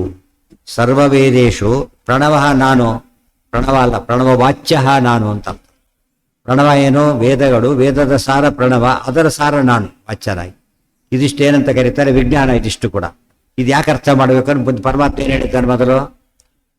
ಜ್ಞಾನಂ ವಿಜ್ಞಾನ ಸಹಿತಂ. ಗೊತ್ತಾಯ್ತಾ? ಯಜ್ಞಾತ್ವ ಮೋಕ್ಷ ಅಶುಭ ಅಂತ ಹೇಳಿದ್ದಾರೆ. ಉಳಿದವರು ಜ್ಞಾನ ವಿಜ್ಞಾನ ಬಿಟ್ಟು ಹೋಯ್ತು, ವಿಜ್ಞಾನ ಹೊರಟೋಯ್ತು, ಅಲ್ಲಿಗೆ ಅನ್ವಯ ಮಾಡೋಕ್ಕಾಗಲಿಲ್ಲ. ಅರ್ಥ ಆಯ್ತಾ? ಎಷ್ಟು ಸೂಕ್ಷ್ಮ ವಿಚಾರ ಗಮನಿಸ್ತಾರೆ ಆಚಾರ್ಯ. ಇದೆಲ್ಲ ಫಸ್ಟ್ ಟೈಮ್ ಅಚ್ಯುತ ಪ್ರೇಕ್ಷೆ ಕೇಳಿದ ಭಾರಿ ಆಶ್ಚರ್ಯ ಆಯ್ತು. ಇದು ಯಾರು ಯೋಚನೆ ಕೂಡ ಮಾಡಿರಲಿಲ್ಲ. ಇವತ್ತು ಉಳಿದವ್ರಿಗೆ ಏನೂ ಗೊತ್ತಿಲ್ಲ, ಅದು ನಮ್ಮವ್ರಿಗೂ ಗೊತ್ತಿಲ್ಲ. ಓದ್ತಾ ಹೋದ್ರೆ ಅವ್ರಿಗೂ ಗೊತ್ತಿಲ್ಲ, ಓದಿದರೆ ಮಾತ್ರ ಗೊತ್ತಾಗೋದು. ಎಷ್ಟು ಬರೆದಿದ್ದಾರೆ ಆಚಾರ್ಯರು ಅಂತ. ಪ್ರಣವಃ ಸರ್ವವೇದೇಶು ಶಬ್ದಕ್ಕೆ ಪೌರುಷಂ ಋಷು ಪುಣ್ಯೋ ಗಂಧ ಪೃಥಿವ್ಯಾಂಚ. ಒಟ್ಟಿಗೆ ಅವಿಷ್ಟು ಸೇರಿ ಒಂದೇ ಕ್ಯಾಟಗರಿ ಅವಿಷ್ಟು ಕೂಡ. ಪುಣ್ಯೋ ಗಂಧ ಪೃಥಿವ್ಯಾಂಚ ತೇಜಸ್ಯಾಸ್ಮಿ ವಿಭಾವಸ. ಪುಣ್ಯೋ ಗಂಧ ಪೃಥಿವ್ಯಾಂಚ. ಪುಣ್ಯಗಂಧ ನೋಡಿ ಎಷ್ಟು ಸ್ವಾರಸ್ಯ ಇದೆ ಆಚಾರ್ಯ, ಎಷ್ಟು ಸೂಕ್ಷ್ಮ ತೋರಿಸ್ತಾರೆ ಅಂದರೆ, ಅಲ್ಲಿ ವಸ್ತು ನಾನು ಅಂದರು, ಇಲ್ಲಿ ನೀರಿನ ರಸ ನಾನು ಅಂತ ಹೇಳಿದ. ಮತ್ತೆ ಇದರಲ್ಲಿ ಪೃಥ್ವಿ ಗಂಧ ಅಂತ ಹೇಳಬಾರ್ದೆ, ಪುಣ್ಯಗಂಧ ಅಂತ ಸೇರಿಸಿದ. ಅಲ್ಲಿ ಏನಂತ ಹೇಳ್ಬೇಕಾಗಿತ್ತು ಹಾಗಿದ್ರೆ? ನೀರಿಗೆ ಮಧುರವಾದ ರಸ ಅಂತ ಹೇಳಲಿಲ್ಲ. ಯಾಕೆ ಹೇಳಲಿಲ್ಲ? ಎಷ್ಟು ಬಿಡಿಸ್ತಾರೆ ಆಚಾರ್ಯ. ಇದು ನಿಜವಾಗ್ಲೂ ಎಷ್ಟು ದೊಡ್ಡವರು ಅಂತ ಹೇಳೋ ಸಾಕ್ಷ್ಯ. ಇವತ್ತು ಹೇಳೋ ದೊಡ್ಡದ ಯಾರು ಔಟಿಗೆ ಗೊತ್ತಾಗ್ಬಿಟ್ಟಿದೆ. ಫಸ್ಟ್ ಟೈಮ್ ABCD ಯಾರೂ ಇಲ್ಲ ಹಿಂದೆ ಆಚಾರ್ಯ. ಉಳಿದರೆಲ್ಲ ಪರಂಪರೆ ಇತ್ತು. ಆಚಾರ್ಯ ವೇದವ್ಯಾಸರೇ ಪರಂಪರೆ, ಮೂಲ ಗ್ರಂಥಗಳ ಪರಂಪರೆ ಹೊರತು ಟೋಟಲಿ ಜನ ಮಿಸ್ ಮಾಡ್ಕೊಂಡ್ಬಿಟ್ಟಿದೆ. ಹೇಳ್ತಾರೆ ಪುಣ್ಯೋ ಗಂಧ ಯಾತಕ್ಕೆ ಅಂದರೆ ಉಪಾಸನೆಗೆ ಪುಣ್ಯ ಅಂತ ಸೇರಿಸಿದೆ. ಅರ್ಥ ಆಯ್ತಾ? ಈಗ ರಸ ಇದೆ, ಇದು ಯಾವುದೋ ನೀರು, ಇದು ನೀರು ಹೌದು ತ್ಯಾಜ್ಯ. ರಸ ಇದೆ ತ್ಯಾಜ್ಯ. ಆದರೆ ಇದು ದೇವ್ರ ಪ್ರಸಾದ ಗ್ರಾಹ್ಯ. ಗುಣ ಹೊಸ, ಈ ಗುಣ ಯಾಡೈತಿ ಗೊತ್ತಾಯ್ತಾ? ಎಷ್ಟು ಗುಣ. ಒಬ್ರು ಯಾರೋ ಬಾಳೆಹಣ್ಣು ಕೇಳಿ ತೋರಿಸ್ದ, ಒಂದು ಡಜನ್ ಬಾಳೆಹಣ್ಣು ತೋರಿಸ್ದ 10 ರೂಪಾಯಿಂದ. ಅವನು ಪ್ರಸಾದ ತಂದು ಕೊಟ್ಟ, 100 ರೂಪಾಯಿ ಇಲ್ಲ, ಇಷ್ಟೇ ಪಳತ್ ಬಾಳೆಹಣ್ಣು. ಬೈಲಕ್ಕೆ ಹೋದ, ಪ್ರಸಾದ ಅಂದ, ಮತ್ತೆ ಮಾತಾಡೋದು. ಆ 10 ರೂಪಾಯಿ ಕೊಟ್ಟು ತಗೊಳ್ಳೋದು 100 ರೂಪಾಯಿ ಇದನ್ನೇ ತೊಗೊಂಡ್ಬಿಡ್ತಾವೆ. ಯಾತಕ್ಕೆ? ಪ್ರಸಾದ ಅನ್ನೋ ಮಾತ್ರ ಚೇಂಜ್ ಮಾಡಿಬಿಡ್ತಾನೆ ಇಮಿಡಿಯೇಟ್ ಆಗಿ. ಅರ್ಥ ಆಯ್ತಾ? ಆದರೆ ಆ ಪ್ರಸಾದ ಕಾನ್ಸೆಪ್ಟ್ ಇಲ್ದವನಿಗೆ ಅರ್ಥ ಆಗಲ್ಲ. ಇದೇ ಹೋಗ್ರಿ ಕೊಳಕ್ ಪ್ರಸಾದ ಬೇಡ ಅಂದ್ಬಿಡು. ಅವ್ನ ಮಹಿಮೆ ಗೊತ್ತಿಲ್ಲ ಅವನಿಗೆ. ಆದರೆ ಅವನಿಗೆ ಜ್ಞಾನಿ ಆದರೆ ಗೊತ್ತಿಲ್ಲ. ಜ್ಞಾನಿ ಮಾತ್ರ ಗೊತ್ತಿರುತ್ತೆ, ಬೆಳೆದವ್ರಿಗೆ ಗೊತ್ತಿರೋದಿಲ್ಲ. ತಪಶ್ಚಾಸ್ಮಿ ತಪಸ್ವಿಷು ಪುಣ್ಯೋಗಂಧ ಪೃಥಿವ್ಯಾಂಚ. ಬರೀ ವೈರ್ ಅನ್ನೋದಕ್ಕೂ ಲೈವ್ ಎಷ್ಟು ವ್ಯತ್ಯಾಸ ಇದೆ. ಬರೀ ವೈರ್ ಅಂದರೆ ಎಳೆದಾಡ್ತಾರೆ, ಲೈವ್ ವೈರ್ ಅಂದರೆ ಕೈ ಓಡೋಗ್ಬಿಡ್ತಾರೆ. ಯಾಕೆ ಒಳ್ಳೆ ಕರೆಂಟ್ ಇದೆ ಅಂತ. ಅದು ಇದರಿಂದ ಅರ್ಥ ಏನಾಯ್ತು ಅಂದರೆ ದೇವರಿಗೆ ಸಮರ್ಪಣೆ ಮಾಡಬೇಕು. ತಿಳ್ಕೋಬೇಕಾದ್ರೆ ಎಲ್ಲ ಕಡೆ ದೇವರಿದ್ದಾನೆ. ಉಪಾಸನೆ ಮಾಡಬೇಕಾದ್ರೆ ಒಳ್ಳೆಯದರಲ್ಲಿ ಮಾತ್ರ ಮಾಡಬೇಕು. ಯಾತಕ್ಕೆ? ದೋಷ ದೂರ ದೇವರು, ಅದು ಸನ್ನಿಧಾನ ಇರೋದು ಹೌದು. ಉಪಾಸನೆ ಮಾತ್ರ ಪುಣ್ಯಗಂತಲ್ಲಿ ಮಾಡಬೇಕು. ಈ ಮಕ್ಕಳಲ್ಲಿ ದೇವರಿದ್ದಾನೆ, ತಂದೆಯಲ್ಲಿ ದೇವರಿದ್ದಾನೆ. ಸ್ವಲ್ಪ ವಿಲೇಜ್ ಎಕ್ಸಾಂಪಲ್ ನೋಡಿ. ಹಾಗಿದ್ರೆ ಮಗನಿಗೆ ನಮಸ್ಕಾರ ಮಾಡಿಬಿಟ್ಟು ಹೇಗಿರುತ್ತೆ? ಹಾಗಿದ್ರೆ ಗೊತ್ತಾಯ್ತಿಲ್ಲ. ದೇವರೆಲ್ಲ ಕಡೆಯಿಂದ ನಮಸ್ಕಾರ ಮಾಡಬೇಕಲ್ಲ. ಅರ್ಥ ಆಯ್ತಾ? ಏನು ಮಾಡಿ ಉತ್ತರ? ಇದೇ ಉತ್ತರ. ಅದಕ್ಕೆ ನೀಚಾಧಿಷ್ಠಾನ ಉಚ್ಚಾಧಿಷ್ಠಾನ ಅಂತ ಕರೀತಾರೆ. ಉಚ್ಚಾಧಿಷ್ಠಾನದಲ್ಲಿ ಬ್ರಾಹ್ಮಣರಲ್ಲೂ ಇದ್ದಾರೆ, ಕ್ಷತ್ರಿಯರಲ್ಲೂ ಇದೆ, ಎಲ್ಲರಲ್ಲೂ ಇದ್ದಾರೆ, ಯತಿಗಳಲ್ಲೂ ಇದ್ದಾರೆ, ಗೃಹಸ್ಥರಲ್ಲೂ ಇದ್ದಾರೆ. ಆದರೆ ಯತಿಗಳ ಸನ್ನಿಧಾನನೇ ಬೇರೆ. ಗೃಹಸ್ಥರಿಂದ ನಮ್ಯತ್ವ ಅಲ್ಲಿ ಬಂದ್ಬಿಡುತ್ತೆ, ಇದಕ್ಕೆ ಬರೋದಿಲ್ಲ. ಸನ್ನಿಧಾನ ವೇರಿ ಆಗುತ್ತೆ. ಆದರೆ ಉಳಿದವರು ಗೃಹಸ್ಥನೇ ಮಾಡಬಹುದು, ಯತಿಗಳು ಮಾಡಾಗಿಲ್ಲ. ಯಾತಕ್ಕೆ? ನೀಚಾಧಿ ಆ್ಯಕ್ಚುಲಿ ಒಂದು ದೊಡ್ಡ ಪಂಡಿತ ಅವರಿಗಿಂತ, ಆದರೂ ಮಾಡಾಗಿಲ್ಲ. ಆಶ್ರಮದಲ್ಲಿ ಭಾರಿ ಸೇರಿದೆ, ಭಾರಿ ಡಿಫರೆನ್ಸ್ ಬಂದೋಯ್ತು ಈಗಾಗಲೇ. ಇದು ಅರ್ಥ ಮಾಡಿ. ಅದಕ್ಕೇನಂತಾರೆ? ಅಧಿಷ್ಠಾನ ಭೇದ. ಅಧಿಷ್ಠಾನ ಭೇದದಿಂದ ಗೊತ್ತಾಗುತ್ತೆ. ಏನ ಅಲ್ಲ, ಪೃಥ್ವಿ ಅಂತ ಹೇಳಿದ್ರೆ ಹಾಗಲ್ಲ. ಪೃಥ್ವಿಯ ಗುಣಗಂಧ, ನೀರು ನೀರಿನ ಗುಣ ರಸ. ಯಾವುದು? ಹಾಗಲ್ಲ.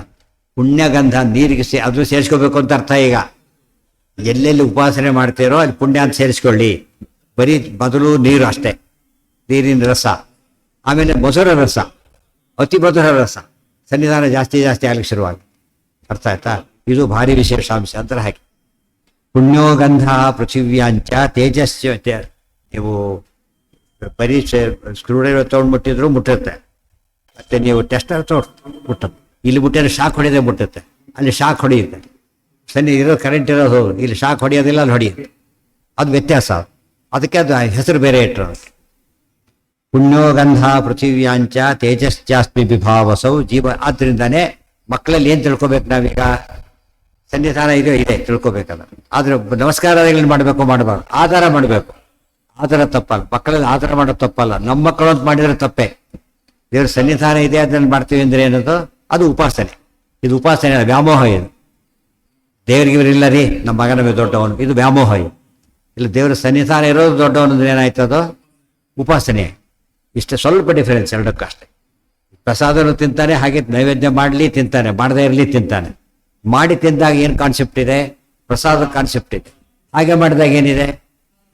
ಆ ಕಾನ್ಸೆಪ್ಟ್ ಹೋಯ್ತು. ಟ್ಯಾಕ್ಸ್ ಕೊಟ್ಟ ವೈಟ್ ಅಂತ ಕರೀತಾರೆ, ಕೊಡದೆ ಹೋಗಿದ್ರೆ ಬ್ಲಾಕ್ ಆಗ್ತಿತ್ತು.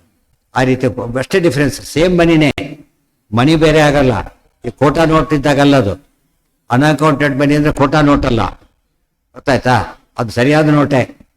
ಇದು ನಾವು ಬ್ಲಾಕ್ ಮನಿ ಆಯ್ತು. ಅದು ಹಾಗಿದ್ರೆ ಕೋಟಾ ನೋಟಿಗೆ ನೀವು ಅಕೌಂಟ್ ಮಾಡಿದ್ರೆ ಬಾಡಿ ಏನಾಗುತ್ತೆ? ಅಪರಾಧಿ ಆಗ್ತಾನೆ ಇಮಿಡಿಯೇಟ್ಲಿ. ಕೋಟಾ ಗೊತ್ತಿದ್ದು ಮಾಡಿದೀವಿ. ಹಾಗಿದ್ರೆ ಏನಾಯ್ತು? ಈಗ ನಮಗೆ ರಿಪೋರ್ಟ್ ಕೊಡಬೇಕು, ಅಕೌಂಟ್ ಮಾಡಬೇಕಾದ್ರೆ ತಪ್ಪದು. ಡಿಫರೆನ್ಸ್. ನಿಷಿದ್ಧ ಕರ್ಮಗಳೆಲ್ಲ ಬ್ಲಾಕ್ ಮನಿ ಇದ್ದಾಗ ಅರ್ಪಣೆ ಮಾಡಬಾರ್ದು. ಗೊತ್ತಾಯ್ತಾ? ಅನಿವೇದಿತ ಕರ್ಮಗಳೆಲ್ಲ ಅನ್ಅಕೌಂಟೆಡ್ ಮನಿ ಇದ್ದಾಗ. ಒಳ್ಳೆ ಕರ್ಮ ಅನಿವೇದಿತ, ಅದೇನದು? ಬ್ಲಾಕ್ ಆಯ್ತು. ಬ್ಲಾಕು ಅದು ಮನಿನೇ ಅಲ್ಲ, ಕೋಟ. ದುಷ್ಕರ್ಮಗಳು ಕೋಟ ಆಗೋಯ್ತು. ಇದು ಬ್ಲಾಕ್ ಅನ್ಅಕೌಂಟೆಡ್ ಆಯ್ತು. ಸತ್ಕರ್ಮಗಳಾದ್ರೆ ಎರಡೂ ಆಯ್ತು. ವೈಟ್ ಅಂಡ್ ಅರ್ಪಿತ. ಏನ ಇನ್ನು ಬಿಡಿಸಿಲ್ಲ, ಬರತ್ತೀಗ ಬಂದಿಲ್ಲ ಅದಿನ್ನು. ಆಯ್ತು, ಹೊತ್ತಾಗಿದೆ. ಪುಣ್ಯೋಗಂಧ ಪೃಥಿವ್ಯಾಂಚ ತೇಜಸ್ವಾಸ್ಮಿ ವಿಭಾವಸು ಅಂದ್ರೆ ಅಗ್ನಿ. ಅಗ್ನಿಲಿ ತೇಜಸ್ಸು ನಾನು ಅಂತ ಕರೀತಾರೆ. ಅಗ್ನಿ ತೇಜಸ್ಸು. ಇದು ನೋಡಿ, ಅಲ್ಲೇ ಹೇಳಿಲ್ಲ. ಶಶಿ ಸೂರ್ಯ ಅಂತ ಅಲ್ಲಿ ಸೇರಿಸಿಬಿಟ್ಟು ಇಲ್ಲಿ ವಿಭಾವಸ್ಸು ಬೇರೆ ಮಾಡಿಬಿಟ್ಟು. ಯಾತಕ್ಕೆ ಅಂದರೆ ಅಗ್ನಿ ಕಂಡ ನಾವು ಬೆಳಕೊಂಬಲ್ಲ, ಏನಂತೀವಿ? ಸುಡುತ್ತೆ ಅಂತೀವಿ ನಾವು. ಸೂರ್ಯ ಕಂಡ್ರಾಗ ಬೆಳಕು ಅಂತ ಹೇಳ್ತೇವೆ. ಯಾತಕ್ಕೆ ಅಂದರೆ ಡಿಫ್ರೆನ್ಸ್ ಕಾಣುತ್ತೆ. ಎರಡರಲ್ಲೂ ಗುಣ ಇದ್ರೂ ಕೂಡ ಇದು ಸುಡೋ ಗುಣ ಜಾಸ್ತಿ ಕಾಣುತ್ತೆ, ಅಲ್ಲಿ ಪ್ರಕಾಶದ ಕಾಣುತ್ತೆ. ಗೊತ್ತಾಯ್ತಾ? ಅದಕ್ಕೋಸ್ಕರನೇ ಬೇರೆ ವ್ಯಕ್ತಿ ಮಾಡಿಬಿಟ್ರು. ಬಟ್ ಅದು ದೇವರ ಸೇನೆ. ಶಶಿ ಅಂದ್ರೆ ಚಂದ್ರ. ಚಂದ್ರ ಅಲ್ಲ, ಅಲ್ಲಿ ಅವ್ರು ಏನು ಪ್ರಶ್ನೆ ಕೇಳ್ತಾರೆ ಅಂದರೆ, ಚಂದ್ರನನ್ನು ಕರಿಬೇಕಾದ್ರೆ ಶಶಾಂಕ ಅಂತ ಕರೀತಾರೆ. ಶಶ ಅಂದ್ರೆ ಮೊಲದ ಗುರುತು ಕಂಡ ಕಾಣುತ್ತೆ, ಸುಮ್ಮನೆ ಸರಿಯಾಗಿ ನೋಡಿದರೆ ಮೊಲದ ಗುರುತು ಕಂಡ ಕಾಣುತ್ತೆ. ಗೊತ್ತಾಯ್ತಾ? ಆಮೇಲೆ ಅದಕ್ಕೆ ಶಶಾಂಕ ಅಂತ ಕರೆದ್ರು ಅಂತ ಆಯ್ತು. ಅದು ಕೆಲವು ಕಡೆ ಏನಂತ ಕರೀತಾರೆ ಗೊತ್ತಾ? ಜಿಂಕೆ ಗುಂಪು ಕರೀತಾರೆ, ಹರಿಣಾಂಕ ಅಂತ ಕರೀತಾರೆ. ಹರಿಣಾಂಕ ಶಶಾಂಕ ಅಂತ ಕರೆದು, ಹಾಗೆ ಹರಿಣಾಂಕನೋ ಶಶಾಂಕನೋ ಅಂತ ಪ್ರಶ್ನೆ. ಅಲ್ಲಿ ಮತ್ತೆ ಗಲಾಟೆ. ಹರಿಣಾಂಕ ಶಶ ಅಂದ್ರೆ ಹರಿಣ ಇದು ಕೊಟ್ಟು ಶಶ ಅಂತ ಅರ್ಥ ಮಾಡಬಾರ್ದು. ಮತ್ತೆ ಶಶ ಬೇರೆ ಹರಿಣ ಬೇರೆ. ಏನು ಮಾಡ್ಬೇಕಂದ್ರೆ, ಕೆಲವೇ ಆಂಗಲಲ್ಲಿ ಜಿಂಕೆ ಕಂಡ ಕಾಣುತ್ತೆ, ಕೆಲವೇ ಆಂಗಲಲ್ಲಿ ಮೊಲ ಕಂಡ ಕಾಣುತ್ತೆ. ಎರಡೂ ಕರೆಕ್ಟೇ. ಎರಡೂ ಅಲ್ಲ, ಇವತ್ತೇದು ಶಶರೂ ಅಲ್ಲ ಜಿಂಕೆನೂ ಅಲ್ಲ, ಆಕೃತಿ ಅಷ್ಟೇ. ಆಕೃತಿ ಯಾವ ರೀತಿ ಕಾಣುತ್ತೆ? ಕೆಲವೇ ಆಂಗಲಲ್ಲಿ ಹಾಗೆ, ಕೆಲವು ಆಂಗಲಲ್ಲಿ ಹೇಗೆ. ಇವು ಕಣ್ಣಲ್ಲಿ ಏನಿರುತ್ತೋ ತಲೆಯಲ್ಲಿ ಹಾಗೆ.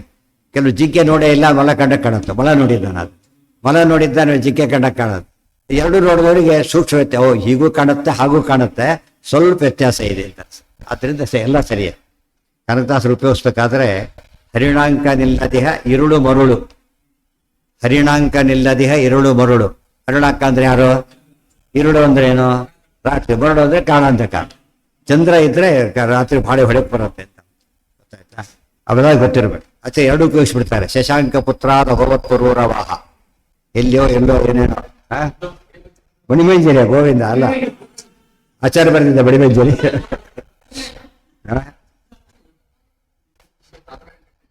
ಎಲ್ಲಿ? ಎರಡನೇ ಅಧ್ಯಾಯ ಅಲ್ಲ, ಅದು ಜ್ಞಾನದಲ್ಲಿ ಸ್ವಲ್ಪ ವ್ಯತ್ಯಾಸ ಇದೆ. ಕರೆಕ್ಟು ಇದಲ್ಲ, ವಿಜ್ಞಾನ ಅಲ್ಲ, ಅದು ಜ್ಞಾನ. ಹೌದು. 10ನೇ ಅಧ್ಯಾಯ ಶಶಾಂಕ ಪುತ್ರ ಭಗವತ್. ಮಹಾಭಾರತ ಶುರು ಮಾಡೋದೇ ಆದ್ರೆ ಶಶಾಂಕ ಪುತ್ರ. ಇನ್ನೊಂದು ಕಡೆ ಏಣಾಂಕ ಅಂತ ಸಂಸ್ಕೃತದಲ್ಲಿ ಏಣಾಂಕ ಅಂತಲೂ ಕರೀತಾರೆ. ಏಣ ಅಂದ್ರೆ ಜಿಂಕೆ. ಜೀವನಂ ಸರ್ವಭೂತೇಶ್. ಅದು ಸಾಕು ಇರಲಿ, ನಾಳೆ ಮುಂದಿನ ಭಾಗ ಇದೆಲ್ಲ ಸೂಕ್ಷ್ಮ ತಿಳ್ಕೊತೀವಲ್ಲ, ಆಗ ನಮಗೆ ಎಷ್ಟು ವ್ಯತ್ಯಾಸ ಇದೆ, ಹೇಗೆ ಹೇಳಿದ್ದಾರೆ. ಇಷ್ಟೆಲ್ಲ ಹೇಳಿ ಆಚಾರ್ಯ ತಮ್ಮ ಪದಗಳು ಎಷ್ಟು ಮಿನಿಮೈಸ್ ಮಾಡ್ತಾರೆ ಅಂದರೆ, ಲಿಂಕಿಂಗ್ ಎಷ್ಟು ಅಷ್ಟೇ, ಜಾಸ್ತಿ ಕೊಡೋದೆ. ಉಳಿದೆಲ್ಲ ಕೊಟೇಶನ್ಸ್. ನಾವು ನಮ್ಮೆಲ್ಲ ಅವ್ರು ಹೇಳಿದ್ರು ಅಂತ, ನಾನು ಹೇಳಿದೆ ಅಂತ ಆಗಬಾರ್ದು. ಇದು ಆಚಾರ್ಯ ವಿಶೇಷವಾದ ಹಿರಿಮೆ. ಅದಕ್ಕೆ ಶುದ್ಧ ಭಾಗವತ ಧರ್ಮ ರಚರವರು. ಜಲಹಂದನಂತ ರಾವಣ ಅವರೇ ಕೊಲ್ಲಬಹುದಾಗಿತ್ತು, ಇಲ್ಲ ರಾಮದೇವರೇ ಕೊಲ್ಲಬೇಕು. ರಾವಣ ಕೊಂದು ಭಾರಿ ಕೀರ್ತಿ ಬರುತ್ತೆ. ನಮ್ಮ ಸಾವಿ ನನಗೆ ಬರಬಾರ್ದು, ಅವರಿಗೆ ಬರಬೇಕು. ನಮಗೆ ಬರಲಿ ಅಂತ ಒಳಗೆ ಅಡ್ಜಸ್ಟ್ ಮಾಡಕ್ಕೆ ಹೋಗಲಿಲ್ಲ. ಇದು ಶ್ರೇಷ್ಠ. ಅದಕ್ಕೆ ಕೃಷ್ಣ ಹಾಗೆ ಮಾಡಿದೆ, ನಿನಗೆ ಬರೋಕ್ಕಿತ್ತು, ನನಗೆ ಬರಲಿ, ನಿನಗೆ ಬರಲಿ ಅಂತ. ಅದು ಅವರಿಬ್ಬರಲ್ಲಿ ಆ ಥರ ಭಾವನೆ ಇರೋದು. ಏನು ಅದು ಬೇರೆ. ಕೊಲ್ಲೋ ವಿಚಾರ ಬಂದರೆ ಕೊಲ್ಲೋದು ದೇವ್ರಿಗೆ ಮೀಸಲಿತ್ತು. ಯಾವುದಕ್ಕೆ ಸರಿ ಇದು? ಹಾರ ಅಂಗಡಿಯಿಂದ ತರ್ಬೋದು, ತಾನೇ ಹಾಕೊಂಡು ತರಬಾರ್ದು ಅಷ್ಟೇ. ತಾನೇ ಬಿಟ್ಟರೆ ಯಾವ್ದು ಸವಳಿ ಹಾಕೋದು ಬಂದಾಗ ನಾನು ಹಾಕೊಂಡು ಹೊಡೆದು ಸರಿಯಾಗಿದೆ ಅಂತ ಹೇಳಿದ್ರೆ ಬಂದು ಹಿಡಿದು ಪುಣ್ಯಾತ್ಮ ತಗೊಂಡೋಗುತ್ತೆ ಹೇಳ್ತಾರೆ. ನಿರ್ಮಾಲ್ಯ ಆಗಿಬಿಡುತ್ತೆ. ಹಾಗಾಗ್ಬಾರ್ದು. ಹೌದು ಹೌದು ಹೌದು ಹೌದು ಹೌದು. ಆದರೆ ಏನು ಮಾಡ್ಬೋದು ಹಾಗಿದ್ರೆ? ಏನು ಉದಾಹರಣೆ ಏನು ಮಾಡಲಿಲ್ಲ? ಉದಾಹರಣೆ ದೇವ್ರು ಮಾಡೋ ಕೆಲಸ ಉಳಿದವರು ಮಾಡ್ಲಿಕ್ಕೆ ಬರೋದಿಲ್ಲ ಅಂದರೆ ವಾಯುದೇವ್ರಿಗೆ ಬರುತ್ತೆ, ಲಕ್ಷ್ಮೀದೇವಿಗಂತೂ ಬಂದೇ ಬರೋದು. ಕೆಲವು ಕೆಲಸ ಬಂದರೂ ಕೂಡ ಒಂದು ಮಿಸ್ಸಿಂಗ್ ಇದೆ. ಏನು ಮಿಸ್ಸಿಂಗ್ ಇದೆ? ಸ್ವಾತಂತ್ರ್ಯನ ಮಾಡಕ್ಕೆ ಬರೋದಿಲ್ಲ ಅನ್ನೋದು ಕಾಮನ್ ಫ್ಯಾಕ್ಟ್ರು. ಅವ್ರು ಮಾಡಿದ್ರು ಕರೆಕ್ಟು, ದೇವ್ರು ಅನುಗ್ರಹ ಮಾಡಲಿಲ್ಲ, ಹೋಯ್ತಲ್ಲ. ಆಗ ಅನನ್ಯ ಅಂತ ಆಗೋಯ್ತು. ದೇವ್ರು ಹೇಳಿದ್ಮೇಲೆ ಮಾಡಿದರೆ ಅದು ಮುಗಿದೋಯ್ತು ಕತೆ. ದೇವ್ರು ಯಾರು ಹೇಳದೆ ಮಾಡ್ತಾರೆ, ಆದರೆ ಸ್ವತಂತ್ರ. ಆ ವ್ಯತ್ಯಾಸ. ದೇವ್ರು ಏನು ಮಾಡಿರೋ ದೇವ್ರ ಕ್ವಾಲಿಟಿನೇ ಬೇರೆ. ಸ್ವತಂತ್ರ ಕ್ವಾಲಿಟಿಗಿರೋ ಒಂದು ಇದು ಇವ್ರಿಗೆ ಬರೋದಿಲ್ಲ, ರೆಸಿಸ್ಟೆನ್ಸಿ. ಸ್ವತಃ ಸರ್ವೇಪಿ ವಿದ್ಯುದ್ರೂಪಾ ಸರ್ವದೋಷ ವಿವರ್ಜಿತಾ. ಮುಂದೆ ಅದು ನಾಳೆಗೆ. ಓಂ ಶ್ರೀಯಃಪತ್ತೆ ನಿತ್ಯ ಗಣಿತ ಗುಣಮಾಣಿಕ್ಯ ವಿಷದ ಇವೆಲ್ಲ ಹೇಳಿದ. ಸುಮ್ಮನೆ ಸಂಸ್ಕೃತ ಏನೂ ಬರದೆ ಹೋದ್ರು ಕೂಡ ಸುಮ್ಮನೆ ಯೋಚನೆ ಮಾಡ್ತಾ ಹೋದ್ರೆ ಇವೆಲ್ಲ ವಿಷಯ ಇವತ್ತಾಗ. ಅದರಲ್ಲಿ ಯಾವ ಸಮಸ್ಯೆನೂ ಬರೋದ್ರೆ ಉಪಾಸನೆ ಮಾಡ್ಲಿಕ್ಕೆ ಬರುತ್ತೆ, ತಿಳ್ಕೊಳ್ಳೋದಕ್ಕೆ ಬರುತ್ತೆ, ಎಲ್ಲದಕ್ಕೂ ಬರುತ್ತೆ. ಸಂಸ್ಕೃತದ ವಿಶೇಷ ಅಂದರೆ ಹೊಸ ಹೊಸ ಮಾಡೋ ಚಾನ್ಸ್ ಅದರಲ್ಲಿದೆ. ಬೇರೆ ಭಾಷೆಯಲ್ಲಿ ಆ ಗುಣ ಇಲ್ಲ.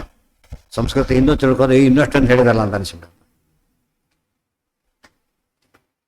ಇವು ಕ್ಯಾಶಿಲೆ ಆಭರಣ ಮಾಡಕ್ಕೆ ಬರುತ್ತಾ? 2,000 ರೂಪಾಯಿ ನೋಟ್ ಕೊಟ್ಬಿಟ್ಟು ಆಭರಣ ಮಾಡ್ಕೊಡು ಅಂತ ಕೇಳಿದರೆ ಅವನು ಹೂ ಅಂತಾರೆ, ಅದೇ ಬೆಳಗಾರದವ್ನು ಮಾಡ್ತಾರೆ. ಇದರಲ್ಲೇ ಮಾಡೋದು ಕೇಳಿದರೆ ನಿಮಗೆ ಬುದ್ಧಿ ಇಲ್ಲ ಅಂತ ಕಳಿಸ್ಬಿಡ್ತಾರೆ. ಅದ್ರ ನೋಟ್ ಇನ್ವಿಟೇಷನ್ ಇದೆ, ವ್ಯಾಲ್ಯೂ ಸೇಮ್ ಗೋಲ್ಡ್ದು, ಬಟ್ ಗೋಲ್ಡಲ್ಲಿ ಮಾಡೋ ಕೆಲಸ ನೋಟಲ್ಲಿ ಮಾಡಕ್ಕೆ ಬರೋದಿಲ್ಲ. ಯಾಕೆ? ವ್ಯಾಲ್ಯೂ ಒಂದೇ. ಸೊ ದೇವ್ರು ಮಾಡೋ ಕೆಲಸನ ನೋಡೋದಕ್ಕೆ ಒಂದೇ ಕಾಣಿಸುತ್ತೆ, ಆದರೆ ದೇವ್ರು ಮಾಡ್ದೆ ಮಾಡ್ಲಿಕ್ಕೆ ಬರೋಲ್ಲ. ಅರ್ಥ ಆಯ್ತಾ? ದೇವ್ರು ಮಾಡೋ ರೀತಿನೇ ಬೇರೆ.